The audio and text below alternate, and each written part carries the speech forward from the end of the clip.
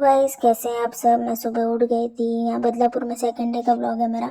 उसके बाद फिर मैंने पिया गरम गरम पानी। फिर ये दोनों तो सो ही रहे थे। थोड़ी देर के बाद पीहू भी उठ गई थी। फिर हम लोग आ गए थे बाहर।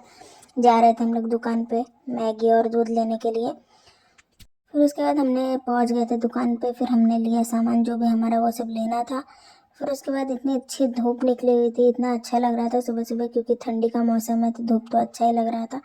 उसके बाद ये भी उठ गई थी सुबह, फिर स्कूल के लिए रेडी हो रही थी। सुबह सुबह भी इन दोनों का पोस्ट चल ही रहा था।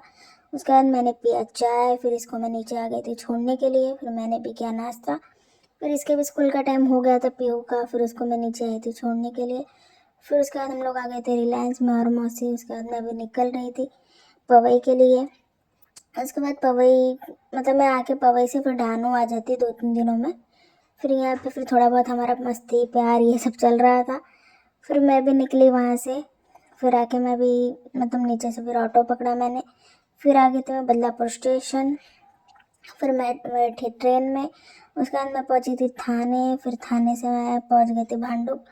फिर भांडुप आके फिर मेरे को यहाँ पे काम था कुछ, तो इसलिए मैं यहाँ पे उतरी थी, नहीं तो मैं कांजूर उतरती। फिर घर पे आके फिर मैंने देखा मम्मी और नानी कुछ बात कर रहे थे।